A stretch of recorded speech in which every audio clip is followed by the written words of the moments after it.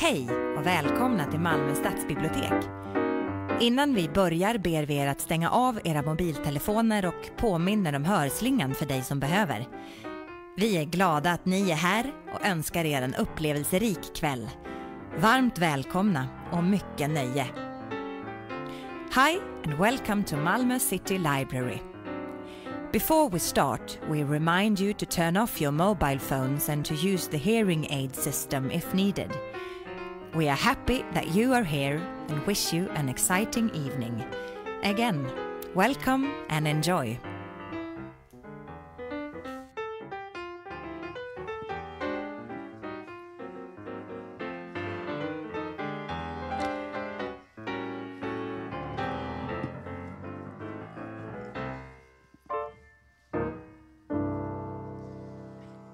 Hej och varmt välkomna hit till Författarscenen på Stadsbiblioteket. Per Bergström heter jag och är producent här för Författarscenen. Just nu och fram till april så pågår på Malmö Konstmuseum utställningen Happily Ever After. Som bland annat med utgångspunkt i Eva Illouz teorier behandlar samspelet mellan känslor och kapital. För Eva Illouz har i sin forskning framför allt undersökt gränslandet mellan känslorna och kapitalismens sociologi. Och om kapitalismens påverkan på våra känslor och vår sexualitet. Hennes senaste bok har precis utkommit i svensk översättning av Joel Nordqvist på Guidados förlag. Känslor och populism heter den. Och här kommer hon bland annat in på hur känslostrukturer och de känslorna som hon tar upp är rädsla, äckel, förbittring och kärlek. Och hur de används i populismen för att skapa en jordmån för antidemokratiska politiska aktörer. Bland annat hur Netanyahu i Israel har använt just rädsla för att kunna implementera allt mer auktoritära politiska reformer. Här hos oss ikväll så kommer Eva Illouz att samtala med Liv Strömquist, som kanske är den i Sverige som mest har bidragit till att medvetandegöra läsare och lyssnare om Eva Illouz teorier och tankevärld. Så med det sagt, please give a warm hand for Professor Eva Illouz and welcome her to Malmö and up on stage. Bienvenue.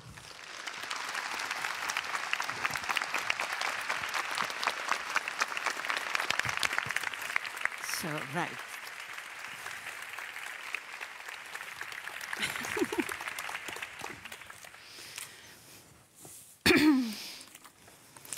Hello. Thank you for coming to our town. It's a very intimidating you place. Think? Yeah, it's a very high roof. Yeah, you can be very tall. We met the first time in Gothenburg, and yeah, because I used your theories a lot in my comic books, and I also drew your portraits a lot of times, so I was a little bit scared when I was meeting you the first time in Gothenburg, because it feels a little bit freaky of me to like draw you and be like really a little bit invasive. But it went fine, so now we're going to talk again. So we're going to talk about your latest book, but first let's have some questions about love and your research about romantic love, and then we will go over to your book about populism. Okay.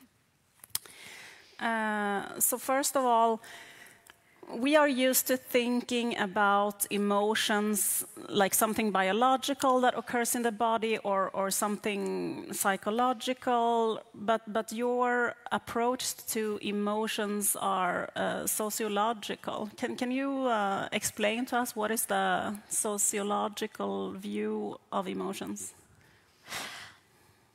That's a great question to start with. So, you know, I think sociology is born out of this attempt to say that things that seem idiosyncratic and very individual are actually not. And I'm thinking here of Durkheim's. Emil Durkheim was one of the founders of sociology. And one of his books, I think it was in 1897, on suicide, was a watershed book. It really founded the discipline of sociology because people who committed suicide were considered to be either sinners or people with a mental pathology. And then what Durkheim discovered was that you could actually find groups whose members were more likely to commit suicide. Men were more likely to commit suicide than women. Single men more likely to commit suicide than married men. And Protestant men were more likely to commit suicide than Catholics or Jews. So that's a very, I mean, to us it seems completely banal, but more than 100 years ago, it was fairly radical and revolutionary to actually think that groups determine things that seem to be our most private thoughts. So this is just to say what sociology does. Sociology takes things that seem to be the personal or psychological, as you put it, behavior of a person, and it tries to understand if there is an underlying structure or group or force that explains it. So about 30 years ago, sociologists started being interested in emotions, and they started understanding that emotions are actually very much dependent on things that are very collective, like norms. So to put it at a very simple level, whether or not I will express an emotion of anger will very much depend on who I am talking to. In the context of the workplace, for example, expressing anger will be very different than expressing anger to my child. And that is very much context dependent. But not only context dependent. You know, if somebody insults you, so if you are somebody in the 17th century, somebody insults you, the appropriate response is to say, sir, I will meet you tomorrow morning with my witnesses. Yeah. And to perhaps kill. I mean, you will want to kill that person who offended you. Yeah. Now, if you do this today in a contemporary corporation, you will be committed to mental ward. Yeah. So that is because in one case you have a discourse of honor that shapes your masculinity. In the second case, what shapes masculinity is rationality. It is a discourse of rationality. So you see how for example, how gender is conceived of very vastly. And the last example I will give you is the fact that in the 18th century, men cried a lot. I mean, for example, if you like Jean-Jacques Rousseau, as I like him a lot, if you read the Confessions or other things, autobiographical things, he cries all the time. He's happy, he cries. He's sad, he cries. And there is absolutely no shame in doing it. And the reason why you cry as a man all the time is because crying is associated with being very sensitive. And being sensitive is associated with being, you know, very cultured, having a kind of a higher form of soul. Middle of the 19th century happens, and the tears in the eyes of men completely dry up. The men no longer cry.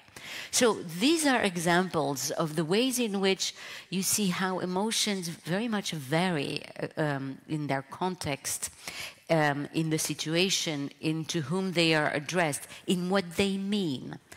That's the sociology of emotions that I do. Yeah. And one of the emotions that you have investigated a lot is the emotion of falling in love, romantic love. And and the pain of love. For example, in your book, Why Love Hurts. What would you say is the biggest problem for us with love in contemporary society? Why does it hurt? Why is it difficult today? Oh wow, quite a big question. Yeah. It's your whole book, so you can read the book, but you give us a small. So yeah, the reason why I chose love, I think, to illustrate this sociological approach is because I think love is thought to be universal. Yeah. And perhaps, by the way, falling in love, there is something universal in the phenomenon. And also because we have a lot of literature about it. And there is a myth, I would say, I'm French, and there is a myth of romantic love, which I don't want to de-romanticize the idea since it's Valentine's Day, but I found it profoundly annoying that there is such a myth about romantic love as this key to bliss and happiness. Because, anybody with eyes to see can see that it's actually a very difficult experience. And I wanted to understand why, I wanted to understand this discrepancy between the myth of love and the reality of love. And I wanted to see if I could explain in non-psychological terms why love felt so difficult. Most people will tend, who have complicated, difficult, painful, romantic lives will think it is their fault and their problem.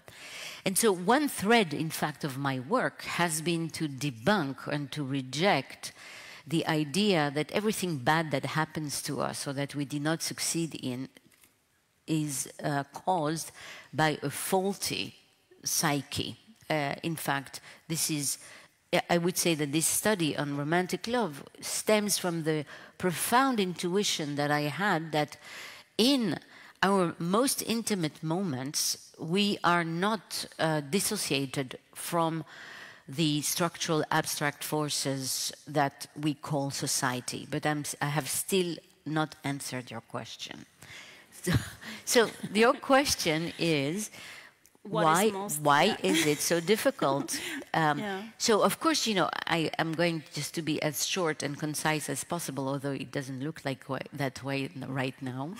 But I would say, first and foremost, is because the process of meeting other people has become fairly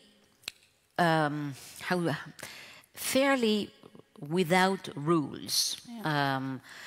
Think about courtship, the process of courtship, I would say up until Second World War. Courtship was very structured.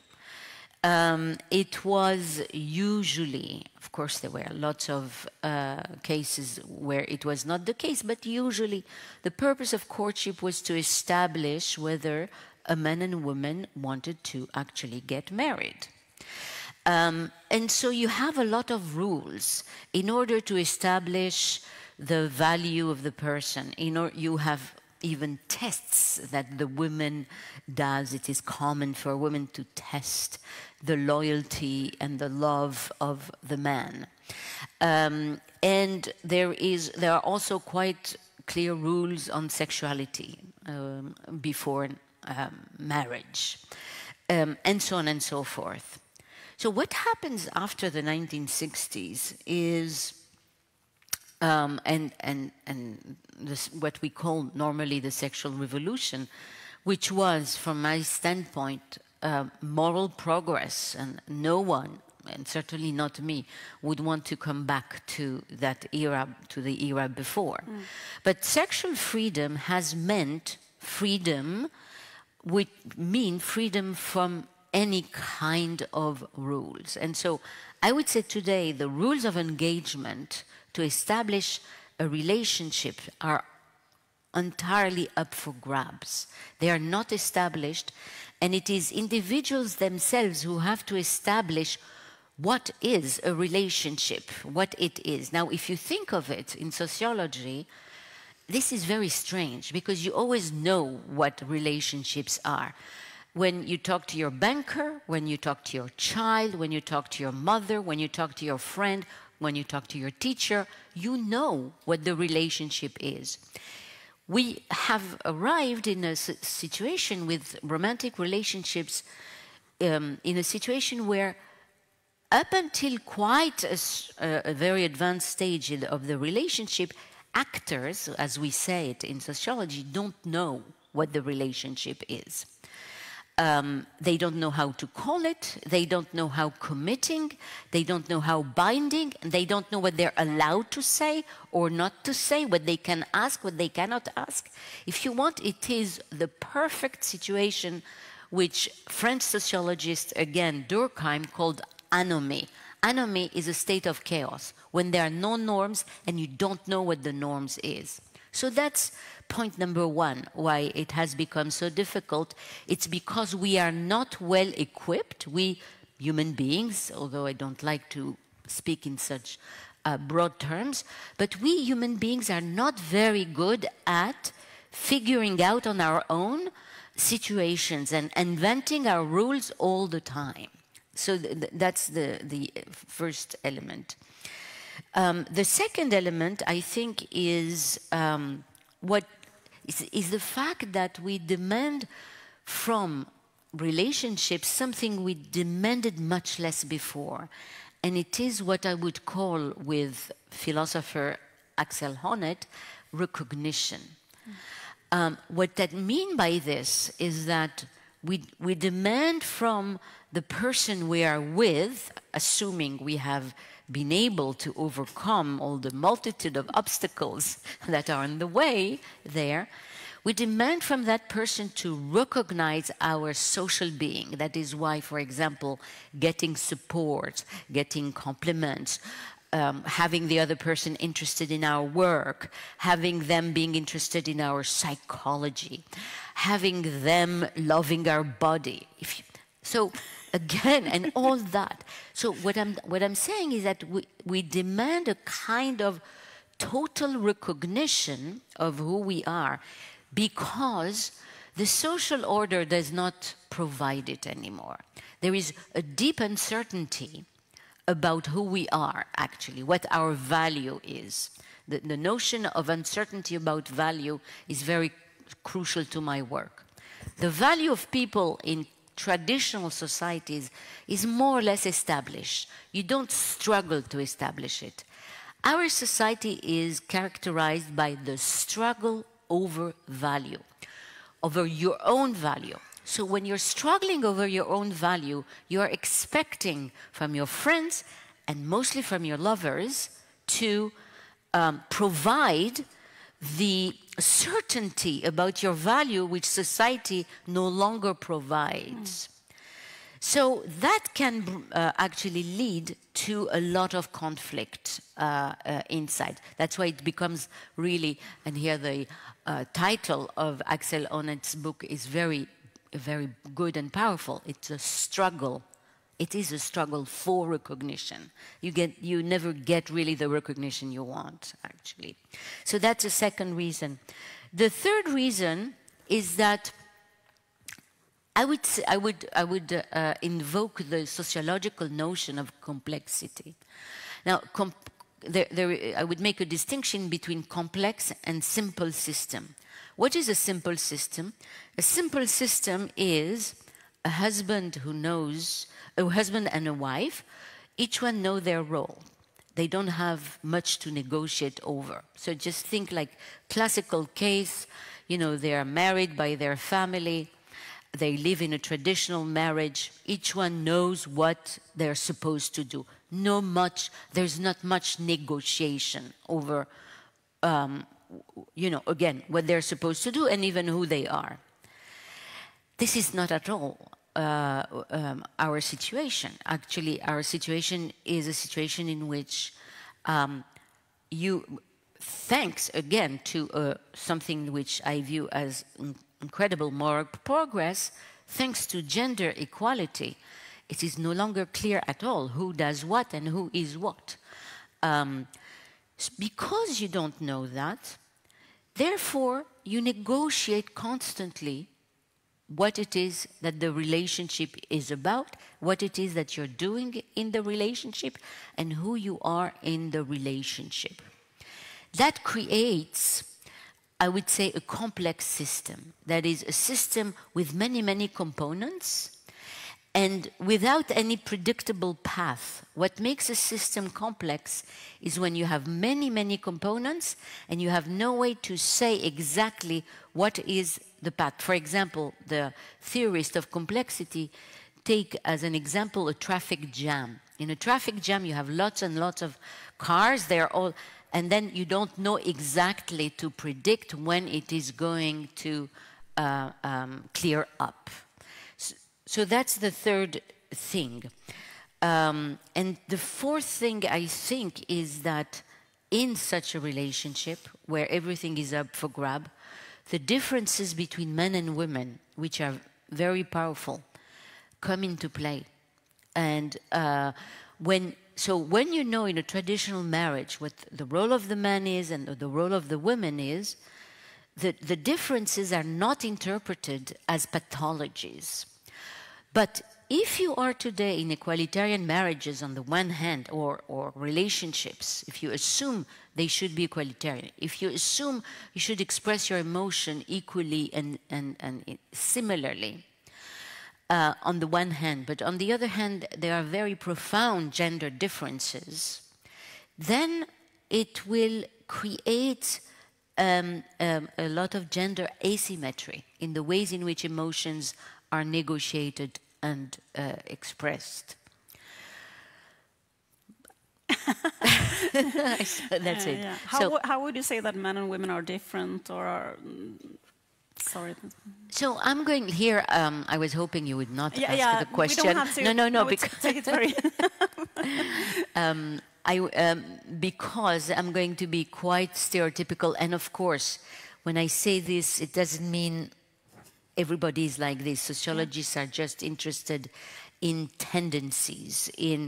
Think of magnets. The magnets have the power to attract particles around, close to them, but they don't attract the particles outside the field. So it doesn't mean the particles outside the field come to... So what is the magnet about? I think capitalism makes men, first of all men, and then now more and more women, but made men extremely competitive on the marketplace. That is a very specific kind of masculinity. If you want to be a man on the marketplace and be a player, an actor in the marketplace, you need, for example, to learn how to hide your emotions. You need to project an aura of rationality. That's just what it means to be a man, often in a contemporary culture and contemporary capitalism. These are qualities, I would say, that are not compatible very much with the expectation of total exposure, of self-exposure that is expected in intimacy. So that's just one example of the ways in which there are profound asymmetries between gender identities. Yeah. In your book, Why Love Ends, you talk about one very extremely interesting thing, I think, which is the event that you hardly talk about, that is not so much talked about, which is the event of falling out of love, or just like not feeling love. And it's something that can seem to occur to us almost like an outside power that is not like you can't control it with your willpower. It just occurs to you. That's often like how it's experienced. And you talk about several narratives that people can have of this event of falling out of love. And one narrative, I think a quite funny example you have in your book is what you call the epiphany, that like one day you have the example of Bertrand Russell, who was out riding his bike with his wife, and then suddenly out of nowhere, without having ever thought about it, he describes it as he had an epiphany that he doesn't love his wife and he has to divorce her. And yeah, so it's like almost a reversed falling in love. Like you just look at someone and you opt out of the feeling. And another example, another narrative about falling out of love is like the trauma where someone disappoints you in a really profound way. Maybe one example would be the Ruben Östlund movie, A Tourist, where the husband fails to rescue his wife and kid. He just saves himself when there is a natural disaster. And so it's like, and she just stops trusting him, or she just, like something happens that makes you completely reevaluate the person. And other narratives that you take up, but you also write about like this sociological thoughts that that it's not only about something personal that happens, but really that separations occur more often nowadays are due to structural changes and forces in society that you've said the society in which we live create forces that are more powerful than our desire to love and be loved, and these forces tend to kind of break us up. So can you talk a little bit about these forces that tend to break people up, or make you experience that you don't feel that you are in love? Okay, so in that book, The End of Love, I deal actually with two very different phenomena. And I try to connect between them and show that they have much more in common than meets the eye. The first is the fact that an incredible amount of relationships remain non-relationships. I call that a non-relationship. For example, think about, I don't know, dates, like internet dates. Or people you see 3 times, 4 times, and one day they just stop calling you, or actually even 10 times, and they ghost you. So that I found extremely fascinating. Not only, I mean, and in this category, I would say there are at least 2 subcategories. One is what is called the one-night stand, where it is more or less agreed that this is a very transitory, ephemeral relationship. We have sex for one night and then each one goes his own way, her own way. The second case is that both sides, or at least one side, wants a relationship to start, and there is a kind of a process, you know, I would say like evaporation. It's like you put water to boil and then suddenly it has disappeared. And so this process of non-formation of relationship I found sociologically very interesting. How come we have so many, collectively, so many non-relationships when, you know, let me remind you that in Sense and Sensibility of Jane Austen, which somewhat reflects something when Marianne sees quite often Willoughby, and Willoughby at some point kind of disappears.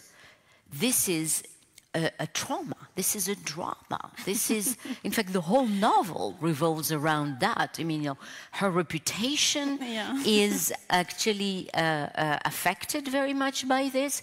Willoughby becomes the villain because he has disappeared. So this is a world in which if you ghost someone, you just become instantaneously a villain. So it's the same in Anna Karenina. That's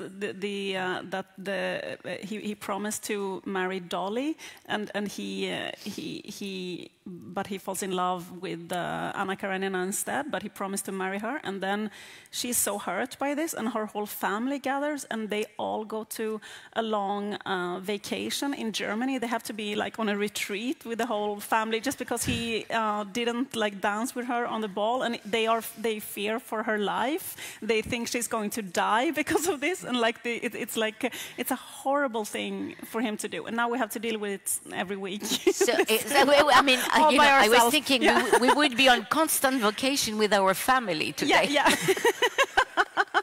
Her parents are taking time off to spend the whole summer with her because they are so extremely worried about how she's going to survive this. Yeah. So these examples really suggest how much the moral meaning of certain actions have completely changed. Yeah. So that's one thing that interested me, and the other thing, which is which was less significant in the book but still present, is why do already established relationship actually end? What is the kind of rationale? What do people tell themselves? In fact, it turns out, although I'm aware that there are many more possibilities, but that there is a cluster, if you want, of reasons why the non-formation of bonds and the reason why established bonds end, there is a cluster of reasons that are common. And they have to do, I would say, maybe with two things.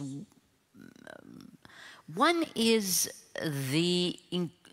what I call the autonomization of sexuality. Again, it's very difficult to project ourselves 150 years or 200 years ago. But the idea today that we need to live fully satisfying sexual lives is very common. And therefore, it is very common. By the way, it has to do, I think, with the massive influence of Freud on our culture. And not only the massive influence of Freud, but also the ways in which these Freudian ideas fed into a market, which actually very much amplified the idea that sexuality and good sexuality was absolutely central to the good life and to happiness.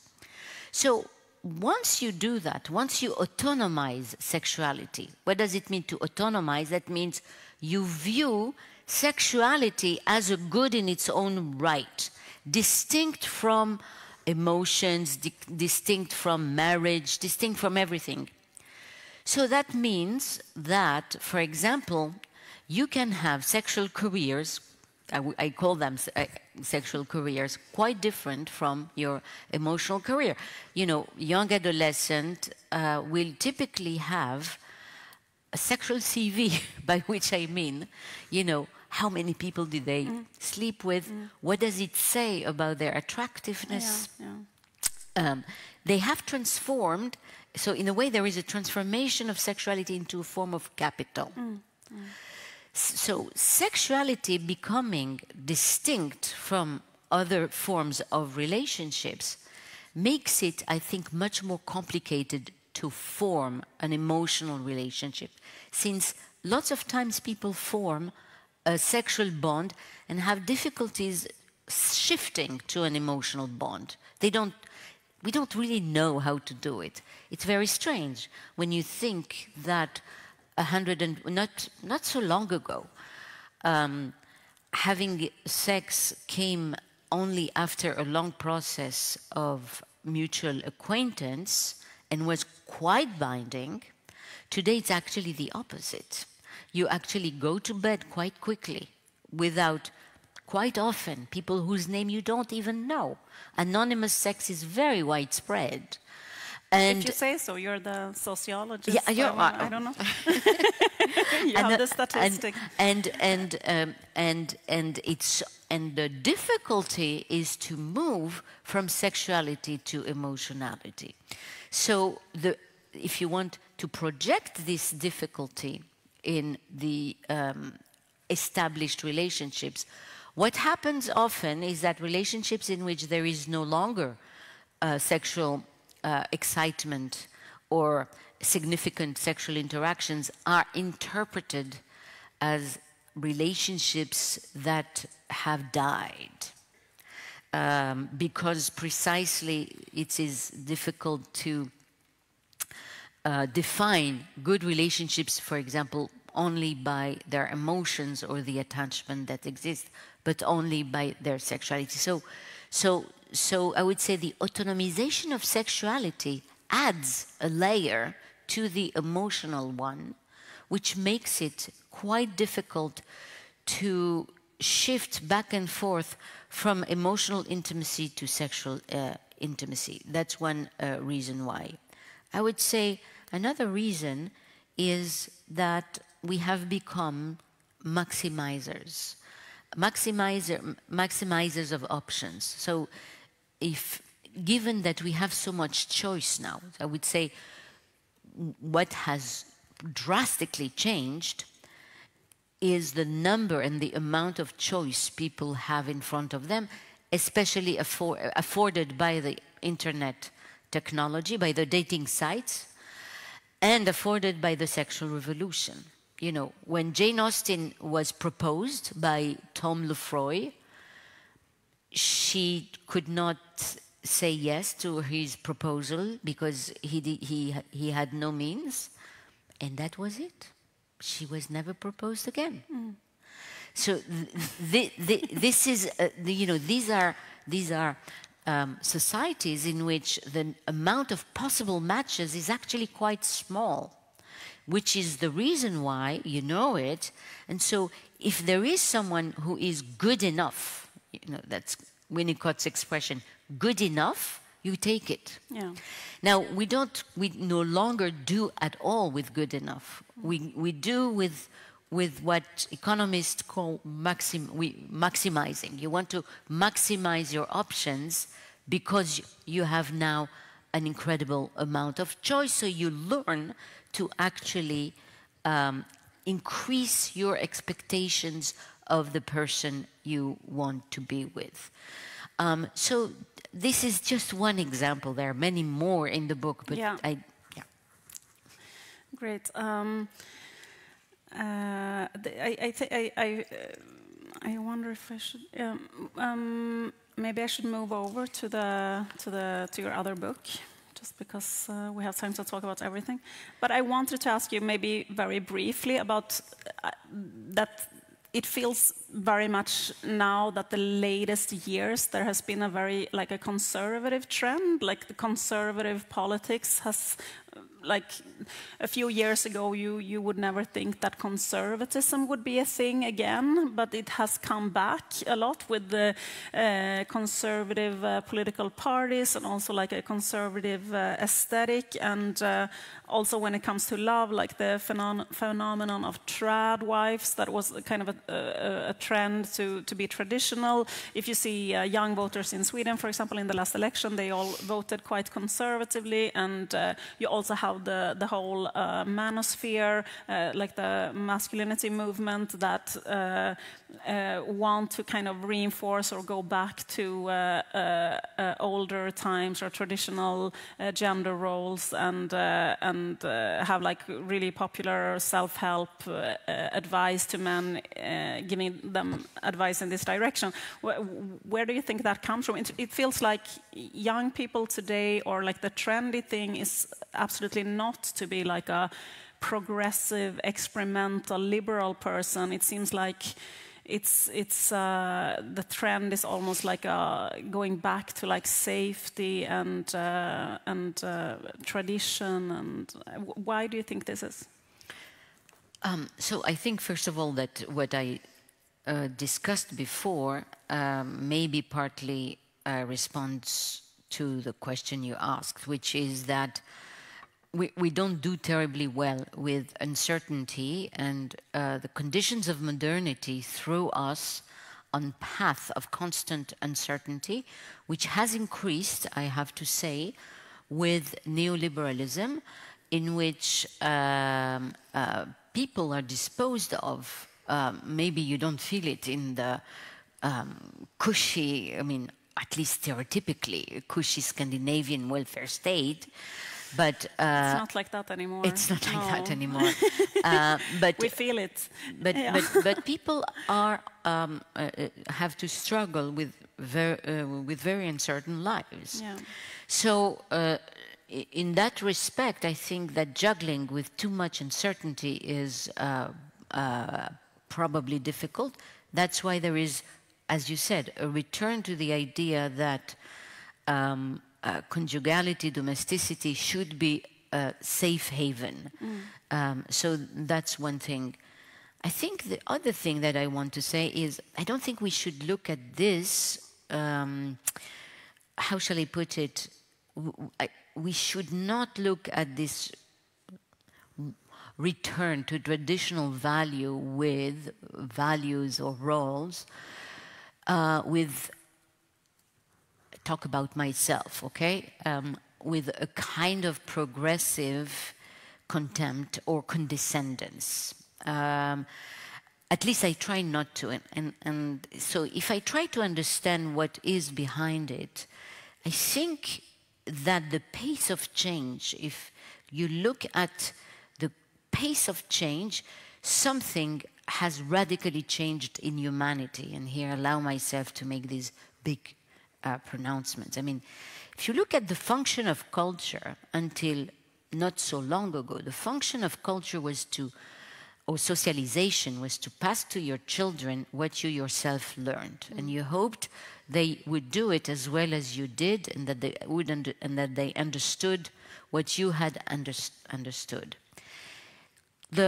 Now, culture is absolutely reversed now, in the sense that children will know to get along in the surrounding culture much better than you, for sure.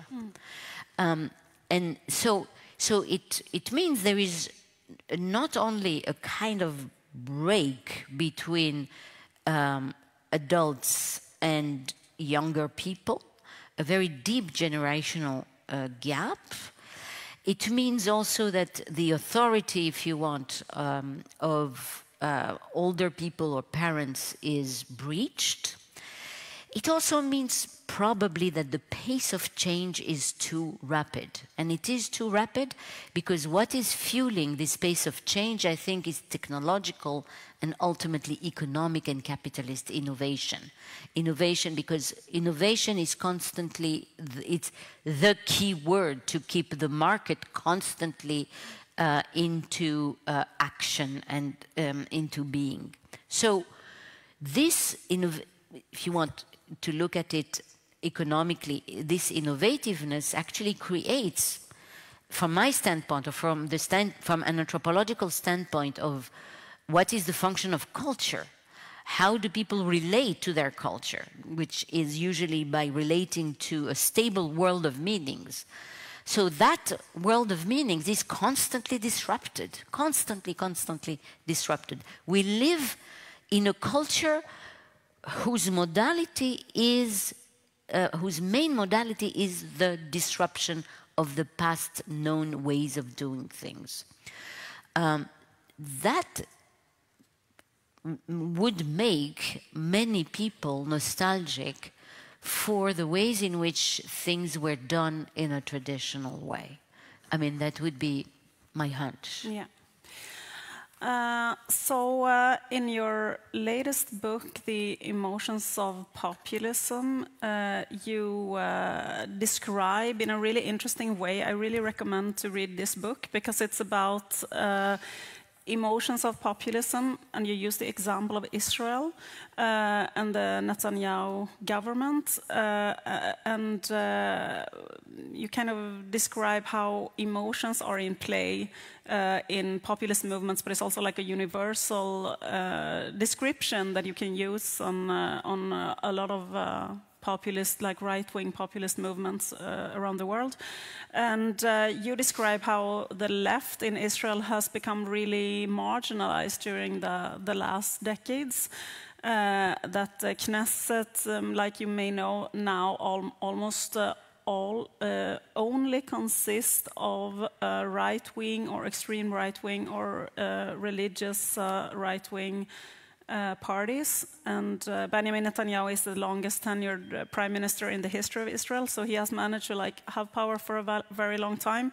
And you describe in your book how his government has used the emotion fear a lot to stay in power. You say in one interview, you said few democratically elected heads of democratic states have used fear as blatantly as Benjamin Netanyahu. How has he used fear to increase his own power?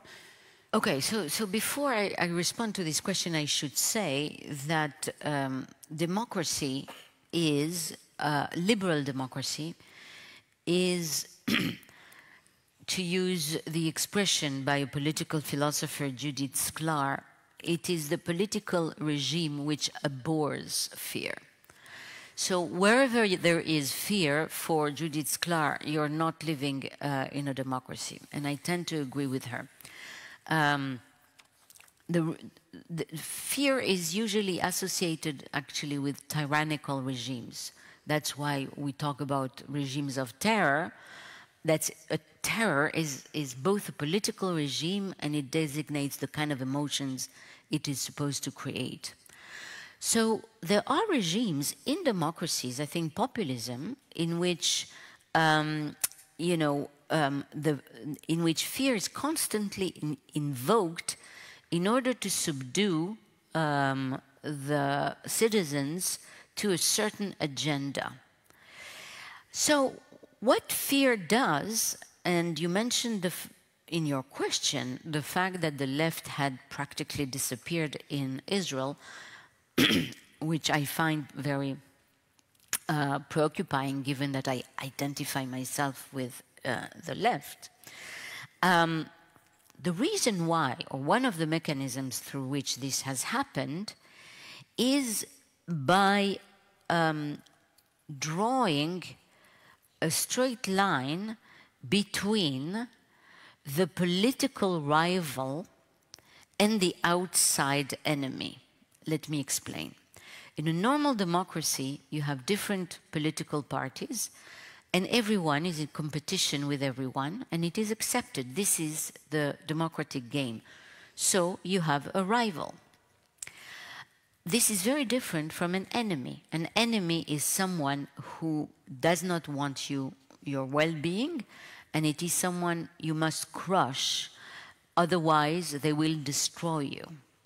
So one of the things that Netanyahu has done is to associate the left with the outside enemies of Israel, which he calls with Palestinians, for example. So I will give you just a very recent example. Shikma Bressler, who is one of the leaders of the democratic protest movement, and she is, as mainstream as you can get. And her husband is vice deputy of, I think, the Mossad, which is the intelligence, the equivalent of the CIA, the Israeli CIA. So you cannot get more mainstream than this. Mm-hmm. She is accused of having been a collaborator of the Hamas who attacked Israelis and massacred Israelis on October 7th. I mean, it would be as if you had said that Hillary Clinton collaborated with Osama bin Laden. I mean, how bizarre does it get? Yeah, yeah. And this is what she's accused of. So you create fear in order to turn the rival, who is legitimate, into an illegitimate enemy who can be then cast very easily as a traitor. And then it is very easy to say the left actually is unpatriotic. And not only is it unpatriotic, it is also dangerous for the nation. So the left is outside the nation. So that's thing number one about fear. The second thing is that there are a lot of experiments that are done on the political effects of fear, and they are very interesting, the political effects. Fear creates usually group solidarity very strongly. That is, it enables you to affirm much more strongly, I think, the boundaries of your group. Therefore, if my group is the group of Jews who care about the Israeli nation, if I stoke fear in the nation and I'm able to say the left threatens us, I am able to create a much stronger bond of solidarity between the people who are right-wingers and expel symbolically much better all those who are supposed to be outside, that is Arabs and leftists and internationalists. If you make fear central to the political discourse, it also increases the desire to punish. Punishment of the enemy and strong punishment of the enemy becomes central. Fourth thing, which I think is fascinating, is that every time people are afraid, the political map moves to the right. And so, you know, after 9/11, Bush, who had very low approval rates, saw his approval rate soar. And not only that, but lots of people moved actually to the right. So in fact, I would say that fear is the privileged emotion of the people who are on the right side of the political map, because they know it will be much easier for them to push their securitist agenda. It will be much easier to create group solidarity. It will be much easier to create a strong distinction between friend and foe. And it will reaffirm the importance of the leader. Fear always brings naturally to authoritarianism, because when you are afraid, you tend to rely much more on the authority of the leader, who will comfort you and give you a sense of security. Yeah. You described that the Netanyahu government, you call it securitism, that the core value has been like trying to fuel feelings of fear of annihilation, and that has to be answered by more force and undermining democratic institutions and so on. And so Netanyahu's like big promise to the population has been, I will keep you safe. Like the security is the most important thing, and like but I was thinking, like, after the attacks on Israel the 7th of October, this I mean, must be viewed as a huge failure of the promise of security. How has that affected the Netanyahu government? Like, what do they say about that? You mean Israelis? Yeah, Israelis. If the big promise was if we just have security is the most important thing, and then this happened. Like, what is the response to that? That it wasn't safe. So all these like security measures that he like said was measures to increase security all the time, yeah. So let's make a distinction between what I think and what many Israelis think, because I thought long before. I mean, this book was written it was written 2 years ago, actually. Before so long before October 7th, and I already thought that Netanyahu and his extreme right-wing buddies were catastrophic for Israel. So I have been only, alas, confirmed in my view. But so the Likud, his party, has never had as low approval rates as now. And the polls suggest that his party, I mean, since you're asking, his party would fare very badly. Its power would be cut by half. Still, I mean, you wonder, he would have 16 seats in the Knesset, and I go like 16 seats. Who are the people who would give 16 seats to this person? But apparently, there are still 16 seats, and I agree with you. But you know, politics, and we need to understand this with Trump. I mean, look at Trump. It is difficult to think of a much more, not only corrupt, but incoherent man who, he confused Nancy Pelosi and Nikki Haley. He doesn't seem to know really what NATO does and what it is for. And so he is accused of multiple felonies, of fraud, and of actually acts that are acts of high treason, you know, for the ways in which he dealt with ultra-secret documents. And as you know, Trump is going to be the Republican nominee. Yeah. So we have, in a way, I think, to revise our conception of democracy and our conception of what it is that people are looking at when they see a leader.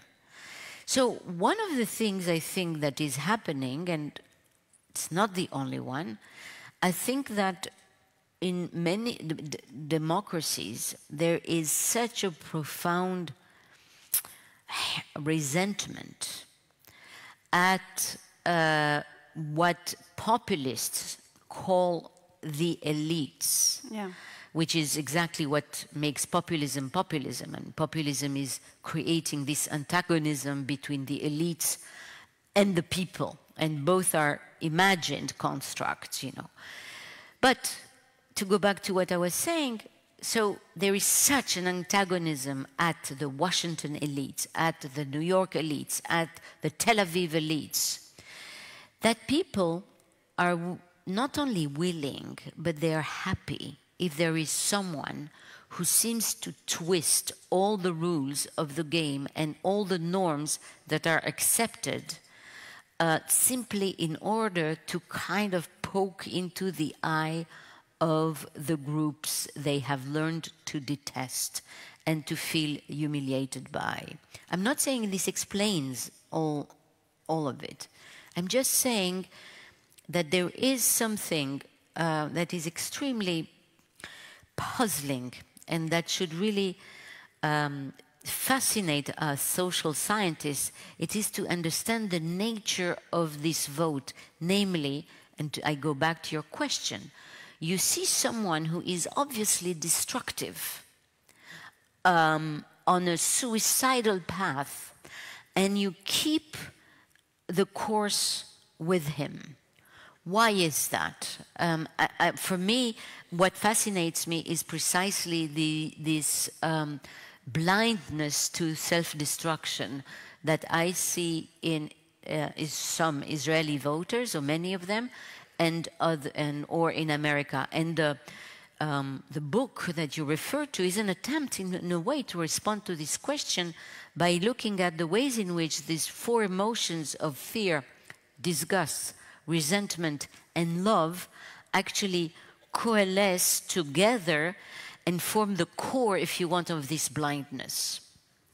Yeah, it's really interesting. What do you think, because we see these right-wing populist movements having a lot of success in different countries, in Italy, in United States, in Israel, in Sweden, and what do you think about the left or the future for the left? Because there has been some attempts within the left to kind of create their own populism and have like a left-wing populism and try to be against the elite and formulate like the Bernie Sanders campaign or James Corbyn, but both of them has failed, and now it seems like there almost isn't any left. Like it seems really dead. What do you think about the future for the left? I have no idea, first of all. Can you give us first some of hope? all, but some hopeful words? Oh, well, I'm very bad with hope. But so the future of the left, first of all, there is a left. Alas, there is a left. And it is the left that is destroying the left, in my opinion. The left that is destroying the left is the left that has enabled the values of freedom of expression, of secularity, and of universalism to become words that the right now has appropriated. Do you know that in France, if you defend freedom of expression, if you say, I defend the freedom of expression, I defend the separation of state and religion and secularity, and I defend universalism, that is the view that all human beings are equal to each other. Then you're right. You are right-wing.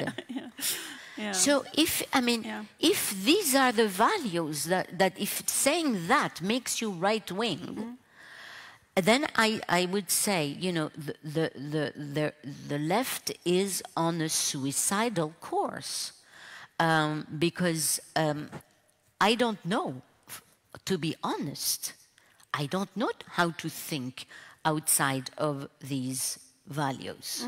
I don't know. So that's one thing. The second thing that I wanted to say is that the left that I liked, which was the left that was close to workers, that was very close to the trade unions, the left that was worried about conditions of work, about redistribution of resources, about how to give education to poor children. This is the left that I care about, and this is not the left that seems to be dominating today in many parts of the world. So that must be the sign that I'm getting old, but the fact that I want to go back to the past. But this is the left. If there is a future of the left, it would be to resuscitate in a new guise this left, which has known to defend the rights of the working class, to give access to school and education, to care about housing. These are the issues, and to fight against the the superpower of techno-capitalism. I think to break the more than monopolistic power of the big GAFAM. That would be for me the new, the new old left that we should recreate. Thank you very much for coming. It's over? Yeah, it's over. Oh my God! I have to stop. It went so fast. Yeah, it went fast. I really recommend Eva's book because it gives a really. I felt very educated after reading it because it gives a lot of background to the situation today in Israel and the politics and the different fractions and how the situation has developed. And it's now translated to Swedish, so you can buy it and you will sign. I think here they said that there would be a table. I don't know. Thank you very much, Eva, for coming all the way to Malmö. Thank you to so everybody. much for coming. I want to take that.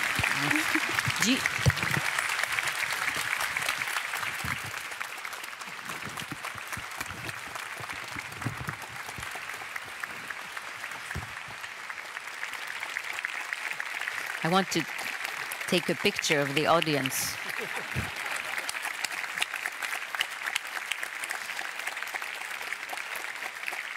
not only me, but you're also the star.